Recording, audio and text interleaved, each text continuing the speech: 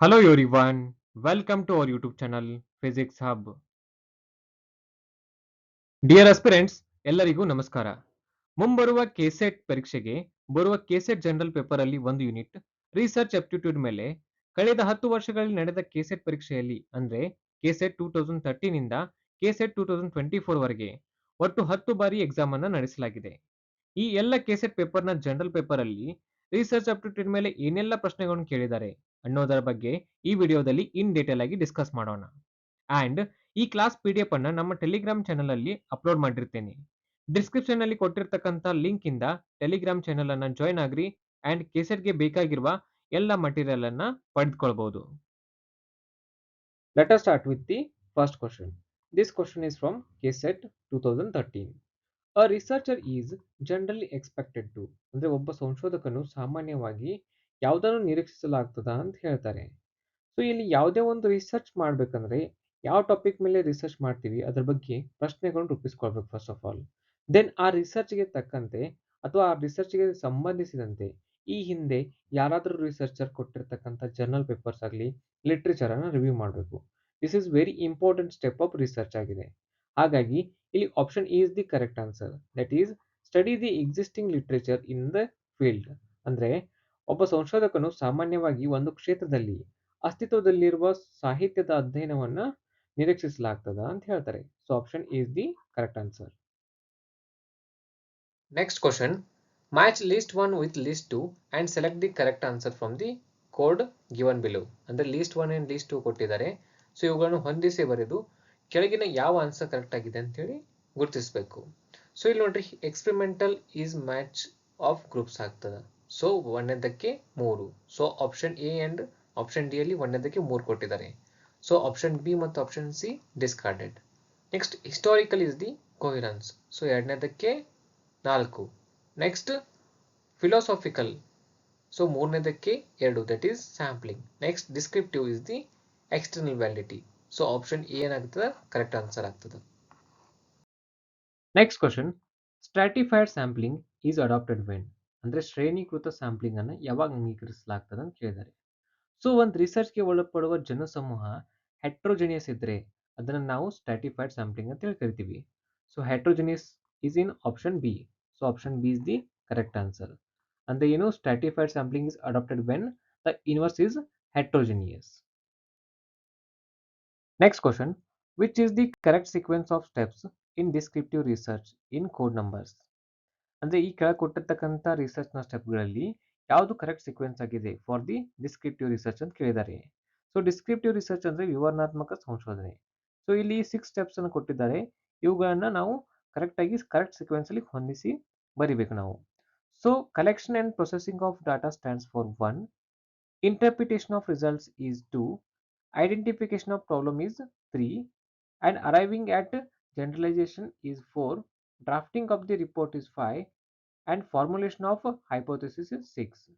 So ಇಲ್ಲಿ first step ಯಾವ್ದಾಗುತ್ತಂದ್ರೆ that is identification of problem is 3. So 3 is first step ಆಗುತ್ತೆ. Next ಏನಾಗುತ್ತೆ ಅಂದ್ರೆ ಫಾರ್ಮುಲೇಷನ್ ಆಫ್ ಹೈಪೋಥೆಸಿಸ್. ನಾವು ಏನು ಪ್ರಾಬ್ಲಮ್ ಅನ್ನ ಫೈಂಡ್ ಔಟ್ ಮಾಡಿರ್ತೀವಿ ಅದಕ್ಕೆ ಫಾರ್ಮುಲೇಷನ್ ಮಾಡಿಕೊಂಡು ಒಂದು ಹೈಪೋಥೆಸಿಸ್ ಅನ್ನ ಕಂಡುಹಿಡಿಯೋದು. So that is the second step. Next ಏನಾಗುತ್ತಾ, collection and processing of data. So ಒಂದು ಡಾಟಾನ ಕಲೆಕ್ಟ್ ಮಾಡ್ಕೊಂಡು ಅದನ್ನ ಪ್ರೊಸೆಸ್ ಮಾಡೋದು. That is the third step of research ಆಗ್ತದ ಇನ್ ಡಿಸ್ಕ್ರಿಪ್ಟಿವ್ ರಿಸರ್ಚ್. ನೆಕ್ಸ್ಟ್ ಯಾವ್ದಾದ ಅಂದ್ರೆ the drafting the report. So report ನ ಡ್ರಾಫ್ಟ್ ಮಾಡೋದು ನೆಕ್ಸ್ಟ್ ಸ್ಟೆಪ್ ಆಗಿದೆ. ನೆಕ್ಸ್ಟ್ ಇಂಟರ್ಪ್ರಿಟೇಷನ್ ಆಫ್ ರಿಸಲ್ಟ್ ಅನ್ನು ಇಂಟರ್ಪ್ರಿಟೇಟ್ ಮಾಡೋದು next step. Next last step ಯಾವ್ದಾಗುತ್ತೆ ಅಂದ್ರೆ ಅರೈವಿಂಗ್ ಅಟ್ ಜನರಲೈಸೇಷನ್. ಅಂದ್ರೆ ನಮಗೆ ಏನು ರಿಸಲ್ಟ್ ಏನ್ ಸಿಗ್ತದಲ್ಲ ಅದನ್ನ ಜನರಲೈಸೇಷನ್ ಮಾಡೋದು. So this is the correct sequence 3, 6, 1, 5, 2, 4. So option C is the correct answer. Next question, arrange the following measures of variability in sequence. If standard deviation stands for 1, range is 2, quartile deviation is 3, average deviation is 4. ಅಂದ್ರೆ ಕೆಳಗೆ ಕೊಟ್ಟಿರ್ತಕ್ಕಂಥ measurement ಅನ್ನ correct sequence ಅಲ್ಲಿ ನಾವು ಹೊಂದಿಸಿ ಬರೀಬೇಕು. So here ಏನಾಗುತ್ತಾ, fourth one is first ಆಗುತ್ತಾ ಏನಂದ್ರೆ that is average deviation. Next is quartile deviation, next is range and next is standard deviation. So 4, 3, 2, 1. So option C is the correct answer. Next question. When the researcher checks the genuineness and authenticity of the source material is called. ಅಂದ್ರೆ ಸಂಶೋಧಕನು ಮೂಲ ವಿಷಯದ ಅಧಿಕೃತತೆ ಮತ್ತು ಸಾಚಾತನದ ತನಿಖೆ ನಡೆಸಿದಾಗ ಅದನ್ನು ಏನೆಂದು ಕರೆಯುತ್ತಾರೆ ಅಂತ ಕೇಳಿದ್ದಾರೆ. So here option B is the correct answer, that is external criticism ಅಂದ್ರೆ ಬಾಹ್ಯ ವಿಮರ್ಶೆ ಅಂತ ಹೇಳಿ ಕರಿತೀವಿ. Next question, identify independent and dependent variable in this hypothesis. ಅಂದ್ರೆ ಸ್ವತಂತ್ರ ಮತ್ತು ಅವಲಂಬಿತ ಪರಿವರ್ತಕಗಳನ್ನ ಈ ಪ್ರಾಕಲ್ಪನೆಯಲ್ಲಿ ಗುರುತಿಸಿ ಅಂತ ಹೇಳಿ ಕೊಟ್ಟಿದ್ದಾರೆ. ಸೊ ಏನ್ ಕೊಟ್ಟ ಹೈಪೋಥೆಸಿಸ್ ನೋಡ್ರಿ, running will increases a persons heart rate. ಅಂದ್ರೆ ಓಟ ಒಬ್ಬ ವ್ಯಕ್ತಿಯ ಹೃದಯ ಬಡಿತವನ್ನು ಹೆಚ್ಚು ಮಾಡುತ್ತದೆ ಅಂತ ಹೇಳಿ ಕೊಟ್ಟಿದ್ದಾರೆ. ಸೊ ಇಲ್ಲಿ ರನ್ನಿಂಗ್ ಮಾಡೋದ್ರಿಂದ ಒಬ್ಬ ವ್ಯಕ್ತಿ ಹಾರ್ಟ್ ರೇಟ್ ಇನ್ಕ್ರೀಸ್ ಆಗುತ್ತೆ ಅಂತ ಹೇಳಿಕೆಯಲ್ಲಿ ಹಾರ್ಟ್ ರೇಟ್ ಅನ್ನೋದು ರನ್ನಿಂಗ್ ಮೇಲೆ ಡಿಪೆಂಡೆಂಟ್ ಆಗಿದೆ.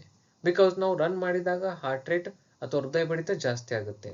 So heart rate is the dependent variable and running is the independent variable. So option D is the correct answer. ಈ ಕ್ವಶನ್ ಅನ್ನ ಕೆಸೆಟ್ 2014 ಅಲ್ಲಿ ಕೇಳಿದ್ದಾರೆ. Next question, cricket score is what kind of variable. ಅಂದ್ರೆ cricket score ಯಾವ ರೀತಿಯ ಪರಿವರ್ತಕ ಆಗಿದೆ ಅಂತ ಕೇಳಿದ್ದಾರೆ. ಸೊ ವೇರಿಯಬಲ್ ಅಂದ್ರೆ the thing that can changes, ಅಂದ್ರೆ ಯಾವ ಥಿಂಗ್ ಚೇಂಜಸ್ ಆಗ್ತಿರ್ತಾವಲ್ಲ that is called as a variable. So ಇಲ್ಲಿ ಕ್ರಿಕೆಟ್ ಸ್ಕೋರ್ ಅನ್ನೋದು ಡಿಸ್ಕ್ರಿಟ್ ವೇರಿಯಬಲ್ ಆಗಿದೆ, ಅಂದ್ರೆ ನಿಬಂಧನೆಗೆ ಒಳಪಟ್ಟ ಪರಿವರ್ತಕವಾಗಿದೆ. ಈ ಡಿಸ್ಕ್ರಿಟ್ ಅಂದ್ರೆ ಏನು, ನ್ಯೂಮರಿಕಲ್ ವ್ಯಾಲ್ಯೂಸ್ ಅನ್ನು ಹೊಂದಿರ್ತದೆ. Next question, what type is snowball sampling. ಅಂದ್ರೆ ಗಣನೀಯ ವೃದ್ಧಿಯು ಯಾವ ರೀತಿಯ ನಮೂನೆ ಅಂತ ಕೇಳಿದ್ದಾರೆ. ಸೊ ದಿಸ್ ಸ್ನೋಬಾಲ್ ಸ್ಯಾಂಪ್ಲಿಂಗ್ ಏನಾಗಿರ್ತದೆ, this is the network or chain referral type of sampling ಆಗಿರ್ತದೆ. So this is the non probability sampling, ಅಂದ್ರೆ ಅಸಂಭವನೀಯ ನಮೂನೆಯಾಗಿದೆ. So option is the correct answer. Next question, which is the research method predominantly used to study the cultural anthropology. ಅಂದ್ರೆ ಸಾಂಸ್ಕೃತಿಕ ಮಾನವಶಾಸ್ತ್ರವನ್ನು ಅಧ್ಯಯನ ಮಾಡಲು ಹೆಚ್ಚಿನ ರೀತಿಯಲ್ಲಿ ಬಳಸುವ ಸಂಶೋಧನಾ ವಿಧಾನ ಯಾವುದು ಅಂತ ಹೇಳಿ ಕೇಳಿದ್ದಾರೆ.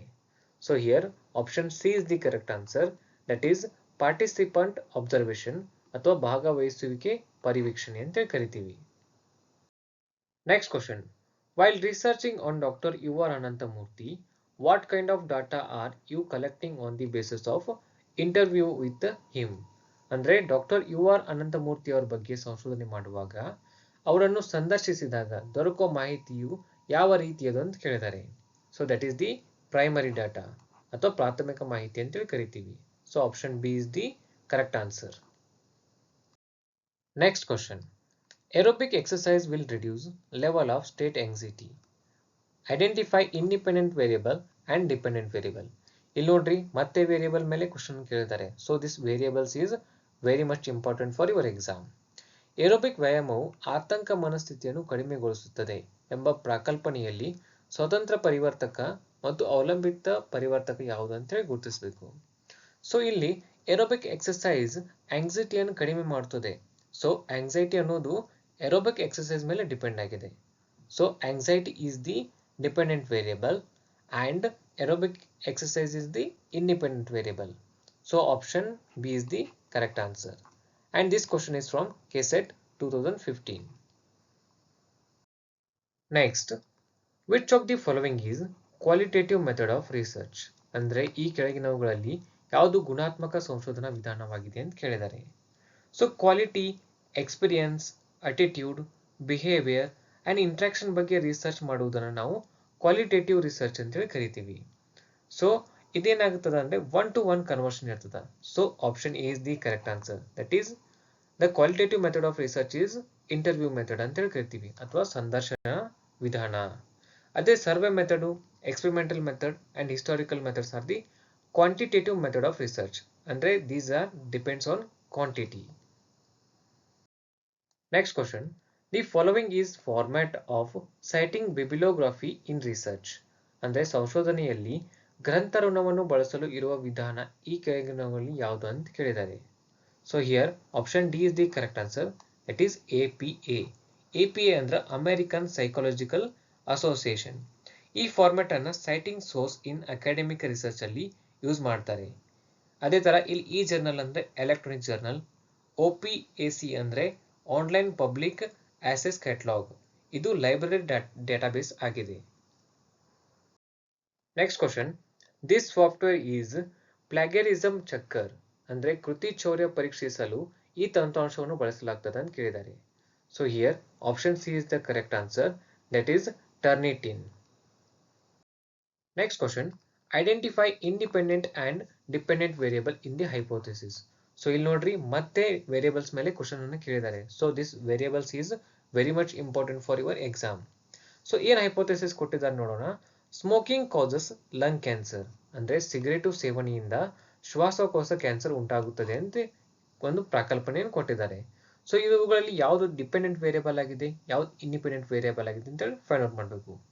ಈಗ ಲಂಗ್ ಕ್ಯಾನ್ಸರ್ ಅನ್ನೋದು ಸಿಗರೇಟ್ ಸೇವನೆ ಮೇಲೆ ಡಿಪೆಂಡ್ ಆಗಿದೆ. ಹಾಗಿದ್ರೆ ಸಿಗರೇಟ್ ಸೇವನೆ ಅನ್ನೋದು independent variable and lung cancer ಅನ್ನೋದು ಡಿಪೆಂಡೆಂಟ್ ವೇರಿಯಬಲ್ ಆಗಿದೆ. So option C is the correct answer. Next question, the best meaning of research is ಅಂದ್ರೆ ಸಂಶೋಧನೆಯ ಅತ್ಯುತ್ತಮ ಅರ್ಥ ಯಾವುದು ಅಂತ ಕೇಳಿದ್ದಾರೆ. So here option is the correct answer, that is adoption of scientific method for creation and application of knowledge ಅಂದ್ರೆ ಜ್ಞಾನದ ಸೃಷ್ಟಿ ಮತ್ತು ಅನ್ವಯಕತೆಗಾಗಿ ವೈಜ್ಞಾನಿಕ ಕ್ರಮದ ಅಳವಡಿಕೆಯು ಸಂಶೋಧನೆ ಅತ್ಯುತ್ತಮ ಅರ್ಥವಾಗಿದೆ ಅಂತ ಹೇಳಲಾಗಿದೆ. ಸೊ ಈ ಕ್ವಶನ್ ಅನ್ನ ಕೆಸೆಟ್ 2016 ನಲ್ಲಿ ಕೇಳಿದ್ರು. Next question, one of the following precautions is not needed at the time of finalising a research report ಅಂದ್ರೆ ಸಂಶೋಧನಾ ವರದಿಯನ್ನು ಅಂತಿಮಗೊಳಿಸುವ ಸಮಯದಲ್ಲಿ ಈ ಕೆಳಗಿನ ಒಂದು ಮುನ್ನೆಚ್ಚರಿಕೆಯ ಅಗತ್ಯವಿಲ್ಲ ಅಂತ ಕೇಳಿದ್ದಾರೆ. ಅದ್ಯಾವುದಂದ್ರೆ option C, that is generalisation of the study are in agreement with existing theories ಅಂದ್ರೆ ಕಲಿಕೆಯ ಸಾರ್ವತ್ರಿಕರಣವು ಒಪ್ಪಂದದೊಳಗೆ ಇರುವಿಕೆಯ ಸಿದ್ಧಾಂತದೊಂದಿಗೆ. This is the correct answer. Next question, the incorrect statement in this set is ಅಂದ್ರೆ ಈ ಕೆಳಗಿನವುಗಳಲ್ಲಿ ಸರಿ ಅಲ್ಲದ ಹೇಳಿಕೆ ಯಾವುದಂತ ಕೇಳಿದ್ದಾರೆ. So here option D is the correct answer. ಅದೇನು ಕೊಟ್ಟಿದ್ದಾರೆ ನೋಡ್ರಿ, there is no difference between evaluation and research studies ಅಂದ್ರೆ ಇವ್ಯಾಲ್ಯೂಯೇಷನ್ ಅಂಡ್ ರಿಸರ್ಚ್ ಸ್ಟಡೀಸ್ ಅಲ್ಲಿ ಯಾವುದೇ ಡಿಫರೆನ್ಸ್ ಇಲ್ಲ ಅಂತ ಕೊಟ್ಟಿದ್ದಾರೆ. So this is wrong statement. ಅಂದ್ರೆ ಇವ್ಯಾಲ್ಯೂಯೇಷನ್ ಅಂದ್ರೆ ಮೌಲ್ಯಮಾಪನ, ರಿಸರ್ಚ್ ಸ್ಟಡೀಸ್ ಅಂದ್ರೆ ಇದು ಸಂಶೋಧನೆ ಮಾಡೋದು. ಸೊ ಇವುಗಳಲ್ಲಿ ಯಾವುದು ಭೇದವಿಲ್ಲ ಅಂತ ಹೇಳಿ ಕೊಟ್ಟಿದ್ದಾರೆ. So that's why this is the incorrect statement. ಇದನ್ನ ಕೆಸೆಟ್ 2016 ಅಲ್ಲಿ ಕೇಳಿದ್ದಾರೆ. Next question, the good quality of research is it's ಅಂದ್ರೆ ಸಂಶೋಧನೆಯ ಗುಣಮಟ್ಟ ಯಾವುದರಲ್ಲಿ ಇರ್ತದೆ ಅಂತ ಕೇಳಿದ್ದಾರೆ. So here option B is the correct answer, that is reliability ಅಂದ್ರೆ ವಿಶ್ವಸನೀಯತೆಯಲ್ಲಿ ಸಂಶೋಧನೆಯ ಗುಣಮಟ್ಟವಿರುತ್ತದೆ. ಸೊ ಆಪ್ಷನ್ ಬಿ ಏನದ ಸರಿಯಾದ ಉತ್ತರ. Next question, identify unethical behaviour in research in the following set ಅಂದ್ರೆ ಈ ಕೆಳಗಿನವುಗಳಲ್ಲಿ ಸಂಶೋಧನೆಯಲ್ಲಿ ನೀತಿ ಬಾಹಿರ ನಡತೆಗಳನ್ನು ಗುರುತಿಸಿ ಅಂತ ಹೇಳಿ ಕೊಟ್ಟಿದ್ದಾರೆ. ಸೊ ಇಲ್ಲಿ 4 ಸ್ಟೇಟ್ಮೆಂಟ್ ಕೊಟ್ಟಿದ್ದಾರೆ. ಇವುಗಳಲ್ಲಿ ಯಾವುದು ಅನ್ಎಥಿಕಲ್ ಬಿಹೇವಿಯರ್ ತೋರಿಸ್ತದೆ ರಿಸರ್ಚ್ ಅಲ್ಲಿ ಅಂತ ಹೇಳಿ ನಾವು ಫೈಂಡ್ ಔಟ್ ಮಾಡಬೇಕು. ಸೊ ಫಸ್ಟ್ ಸ್ಟೇಟ್ಮೆಂಟ್ ನೋಡ್ರಿ, ಕಾಪಿಂಗ್ ಫ್ರಮ್ ಅದರ್ ರಿಸರ್ಚಸ್ ಅಂದ್ರೆ ಇತರ ಸಂಶೋಧನೆಗಳಿಂದ ನಕಲು ಮಾಡುವುದು. Next, publish findings when they slightly deviate from data ಅಂದ್ರೆ ದತ್ತಾಂಶಗಳಿಂದ ಸ್ವಲ್ಪ ವಿಷಯಾಂತರಗೊಂಡಿದ್ದ ತೀರ್ಪುಗಳನ್ನ ಪ್ರಕಟಿಸುವುದು. Next, share data base after research is completed ಸಂಶೋಧನೆ ಪೂರ್ಣಗೊಂಡ ನಂತರ ದತ್ತಾಂಶಗಳ ಆಧಾರಗಳನ್ನು ಹಂಚಿಕೊಳ್ಳುವುದು. Next, give importance to language over ideas ಅಂದ್ರೆ ಊಹೆಗಳ ಮೇಲೆ ಭಾಷೆಗೆ ಪ್ರಾಮುಖ್ಯತೆಯನ್ನು ಕೊಡುವುದು. ಸೊ ಇವುಗಳಲ್ಲಿ ಅನ್ಎಥಿಕಲ್ ಬಿಹೇವಿಯರ್ ಯಾವುದಂದ್ರೆ that is first, second and fourth one. So option C is the correct answer. Next question, matching of groups is adapted in ಗುಂಪುಗಳ ಹೊಂದಾಣಿಕೆಯು ಇಲ್ಲಿ ಅಂಗೀಕೃತಗೊಳ್ಳುತ್ತದೆ ಅಂತ ಕೊಟ್ಟಿದ್ದಾರೆ. ಅದು ಎಲ್ಲಿ ಅಂದ್ರೆ ಇನ್ ಎಕ್ಸ್ಪೆರಿಮೆಂಟಲ್ ಸ್ಟಡೀಸ್. ಸೊ ಈ ಸೇಮ್ ಕ್ವಶನ್ ಅನ್ನು ಕೆಸೆಟ್ 2013 ನಲ್ಲಿ ಕೇಳಿದ್ರು, ಹೊಂದಿಸಿ ಬರೆಯಲ್ಲಿ. ಸೊ ಕ್ವಶನ್ಸ್ ರಿಪೀಟ್ ಆಗುವ ಸಾಧ್ಯತೆಗಳು ಇರ್ತವೆ. So PYQ is very important. Next question, research ethics does not include ಅಂದ್ರೆ ಇವುಗಳಲ್ಲಿ ಸಂಶೋಧನಾ ನೀತಿಯು ಯಾವುದನ್ನು ಒಳಗೊಂಡಿರುವುದಿಲ್ಲ ಅಂತ ಕೊಟ್ಟಿದ್ದಾರೆ. So research ethics honesty, integrity and ಆಬ್ಜೆಕ್ಟಿವಿಟಿಯನ್ನು ಒಳಗೊಂಡಿರ್ತದ. ಬಟ್ ಸಬ್ಜೆಕ್ಟಿವಿಟಿ ಅಂದ್ರೆ ವಿಷಯನಿಷ್ಠತೆಯನ್ನು ಒಳಗೊಂಡಿರುವುದಿಲ್ಲ. So option C is the correct answer. This question is from KSET 2017. Next question, Newton's discovery of the law of gravity belongs to ಅಂದ್ರೆ Newton ನ ಗುರುತ್ವಾಕರ್ಷಣ ನಿಯಮವು ಈ ಕೆಳಗಿನ ಯಾವ ರಿಸರ್ಚ್ ಗೆ ಸಂಬಂಧಪಟ್ಟಿದೆ ಅಂತ ಹೇಳಿ ಕೇಳಿದ್ದಾರೆ. So here option A is the correct answer, that is the fundamental research. ಇದೊಂದು ಮೂಲಭೂತ ಸಂಶೋಧನೆಗೆ ಉದಾಹರಣೆಯಾಗಿದೆ. Next question, while sampling, if a researcher decided to interview every 15th name on a list, it is an example of ಅಂದ್ರೆ ಸಂಶೋಧಕನು ಪ್ರತಿದರ್ಶದ ಪಟ್ಟಿಯಲ್ಲಿರುವ ಪ್ರತಿ 15ನೇ ಹೆಸರನ್ನ ಸಂದರ್ಶಿಸಲು ತೀರ್ಮಾನಿಸಿದರೆ ಆ ಪ್ರತಿದರ್ಶವು ಇವುಗಳಲ್ಲಿ ಯಾವುದಕ್ಕೆ ಉದಾಹರಣೆಯಾಗಿದೆ ಅಂತ ಕೇಳಿದ್ದಾರೆ. So that is the systematic ಸ್ಯಾಂಪ್ಲಿಂಗ್ಗೆ ಉದಾಹರಣೆಯಾಗಿದೆ. So option B is the correct answer. Next question, UGC insists on research papers to be published in journals with. ಅಂದರೆ UGCಯು ಸಂಶೋಧನಾ ಪ್ರಬಂಧಗಳನ್ನು ಪ್ರಕಟಿಸುವ ಜರ್ನಲ್ಗಳು ಇವುಗಳ ಸಂಬಂಧವನ್ನು ಹೊಂದಿರಬೇಕೆಂದು ಆಗ್ರಹಿಸುತ್ತದೆ ಅಂತ ಕೇಳಿದ್ದಾರೆ. So option is the correct answer. That is ISSN number ಅಂದ್ರೆ ಇಂಟರ್ನ್ಯಾಷನಲ್ ಸ್ಟ್ಯಾಂಡರ್ಡ್ ಸೀರಿಯಲ್ ನಂಬರ್. ಇದೊಂದು 8 ಡಿಜಿಟ್ ನಂಬರ್ ಆಗಿರ್ತದೆ. ಅದೇ ರೀತಿ ISBN ಅಂದ್ರೆ ಇಂಟರ್ನ್ಯಾಷನಲ್ ಸ್ಟ್ಯಾಂಡರ್ಡ್ ಬುಕ್ ನಂಬರ್. ಇದೊಂದು 13 ಡಿಜಿಟ್ ನಂಬರ್ ಆಗಿರ್ತದೆ. Next question, external validity in research refers to. ಅಂದ್ರೆ ಸಂಶೋಧನೆಯಲ್ಲಿ ಬಾಹ್ಯ ಸಿಂಧುತ್ವ ಎನ್ನುವುದು ಯಾವುದಕ್ಕೆ ಸಂಬಂಧಪಟ್ಟಿದೆ ಅಂತ ಕೇಳಿದ್ದಾರೆ. So the external validity in research refers to the extent of generalisability that the result provides. ಅಂದ್ರೆ ಈ ಸಂಶೋಧನೆಯಲ್ಲಿ ಬಾಹ್ಯ ಸಿಂಧುತ್ವ ಅನ್ನೋದ ಪಡೆಯುವ ಫಲಿತಾಂಶವನ್ನು ಎಷ್ಟರ ಮಟ್ಟಿಗೆ ಸಾಮಾನ್ಯಕರಣಗೊಳಿಸಬಹುದು ಎಂಬುದರ ಬಗ್ಗೆ ಹೇಳ್ತದ. So here option D is the correct answer.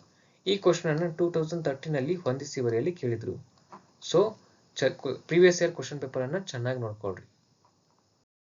Next question, when the likely effects of an incident on dependent variable are investigated it is known as. ಅಂದ್ರೆ ಅವಲಂಬಿತ ಚಲಕದ ಮೇಲೆ ಪ್ರಾಸಂಗಿಕವಾಗಿ ಆಗಬಹುದಾದ ಪರಿಣಾಮವನ್ನು ತನಿಖೆ ಮಾಡುವುದನ್ನು ಏನೆಂದು ಕರೀತಾರೆ ಅಂತ ಕೇಳಿದ್ದಾರೆ. ಸೊ ಅದನ್ನು ನಾವು ಎಕ್ಸ್ ಪೋಸ್ಟ್ ಫ್ಯಾಕ್ಟೋ ರಿಸರ್ಚ್ ಅಂತ ಹೇಳಿ ಕರಿತೀವಿ. So option B is the correct answer. This is the part 1 of previous year question paper discussion on the topic of research aptitude, and remaining questions will be discussed in the part 2 video. If you have any doubts, please comment below. Like, share and subscribe our channel. Thank you.